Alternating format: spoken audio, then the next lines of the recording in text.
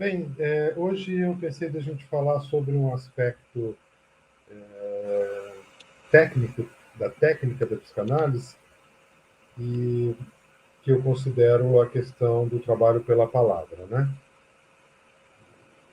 Técnico no sentido de, se eu penso na psiquiatria, a técnica da psiquiatria é uma técnica, vamos dizer, química, né, dos remédios, um mecanismo de ação sobre a vida psíquica, e na psicanálise esse mecanismo de ação tem a ver com a palavra, né? Num dos textos de 1914 dos Escritos Técnicos, o Freud escreve a seguinte frase: o trabalho clínico consiste em ajudar os pacientes a recuperar a magia das palavras. Olha só. O trabalho clínico consiste em ajudar os pacientes a recuperar a magia das palavras. Quando eu li aquilo, passado o primeiro susto de achar que estava lendo Paulo Coelho, que eu tinha errado de livro, né? E não era Freud mesmo, né? Bom, na verdade, isso é uma piadinha, porque na época eu nem lia Paulo Coelho, nem estava ainda, eu li isso muito cedo. E esse texto instaurou em mim assim um programa de pesquisa teórica que dura até hoje, que é como é que a palavra funciona. De que maneira a palavra atua terapeuticamente, né? Porque é disso que o Freud está falando, tá?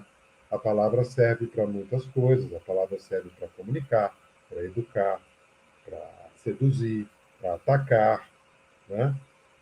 Para agredir, mas ela serve também para tratar. Então, aqui estamos no campo do uso da palavra terapêutica, eu vou chamar assim, né?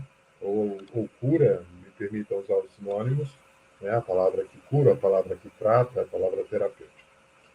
E eu sempre achei isso para mim um mistério. Como é que é isso? Porque a palavra é uma coisa tão comum na nossa cultura, né? Até nos acusam de que a gente só conversa, não é? Eu falei isso aqui outro dia, que meus amigos adoram dizer que eu ganho dinheiro fácil, eu só converso, né? Que sempre foi um mistério para mim mesmo, assim, mais que um mistério, um interesse mesmo. Então eu passei a estudar de que maneira a palavra é um recurso terapêutico, de que maneira qual é o seu mecanismo de ação, por uma analogia ao mecanismo de ação dos remédios. Lá a gente encontra a seguinte história: um guerreiro de Ulisses estava descansando com dois outros colegas e ele é mordido por uma cobra. E a cena, que eu estou colocando um foco, é os dois colegas tentando ajudar o amigo que foi mordido. Então, eles colocam um plastro, alguma pasta, como se fosse um remédio, e um deles, enquanto passa a pomada, digamos, na ferida, está falando com os deuses, né? Então, esse é o registro escrito mais antigo do uso da palavra como mecanismo de tratamento. E eu vou chamar essa palavra de palavra religiosa, não é isso? É uma palavra endereçada ao Deus para que o Deus cure a perna do paciente. Esse é o circuito, né? Essa é a palavra, vamos chamá-la de religiosa. Depois, nós temos muitos registros da palavra mágica. Que a palavra mágica, ela ao invés de ser endereçada ao Deus para que cuide da ferida, ela é endereçada às forças da natureza, né? À floresta, ao sol, à lua, ao vento, né? Aos seres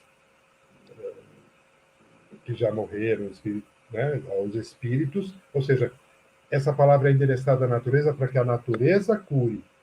Tá? A palavra mágica e a palavra religiosa. A religiosa é endereçada aos deuses para que curem, né?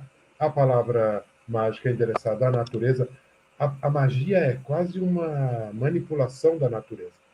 São os encantamentos, os feitiços, né? A palavra, você está coagindo a natureza para agir de acordo com o que você quer. E na palavra religiosa, você está numa posição de súplica. Ninguém coage o Deus, né? Você não coagia Apolo, você pedia. Mas talvez ao mar você quisesse coagir. Falar, olha, meu, vai lá, faz isso. Eu sei aqui umas mandingas que faz, né, a natureza agir a meu favor. Então, temos aqui duas palavras, dois tipos. A palavra mágica e a palavra religiosa. Aí vem o primeiro psicoterapeuta da história, que é Platão. O que Platão faz? Ele desiste da força da palavra mágica e da força da palavra religiosa. E Platão vai falar o seguinte: em vez de falar para o Deus ou de falar para o sol, eu vou falar para a mente do paciente. É a palavra que perdeu a força em si mesmo. É a palavra assim, eu falo para a mente do paciente. Na mente do paciente, essa palavra tem algum significado, este significado atua. Então, olha a diferença.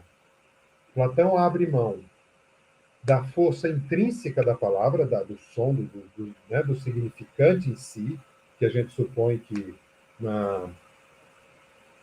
porque a magia são os feitiços, os encantamentos, né? a, a palavra religiosa, a benzedeira, a oração, a súplica, tudo isso, a força está na palavra. Com Platão, que é o grande, né, a racionalidade grega, né, que traz isso,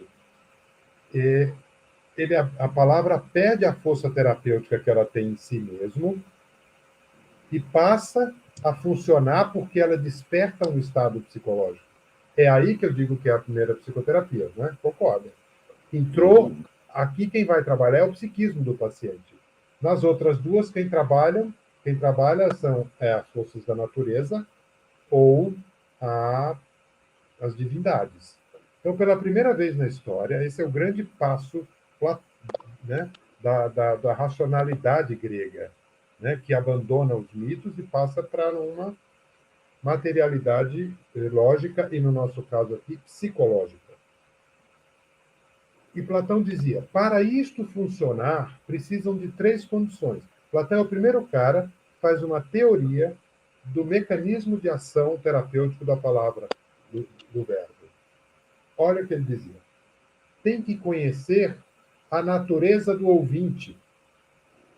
Então, você não poderia simplesmente chegar num lugar, se você não conhecesse a pessoa, e falar qualquer coisa para ela. Isso não ia ser terapêutico, segundo ele. Porque uma das condições para que a palavra fosse terapêutica era que você conhecesse a natureza do ouvinte. Segunda, que o ouvinte se entregasse. Este é o termo. Então, ó, tem que conhecer a natureza do paciente, tem que o paciente querer, tem que o paciente se entregar, supondo no falante alguma coisa. Como é o nome disso? Isso é transferência. Isso é 300 antes de Cristo. Tá?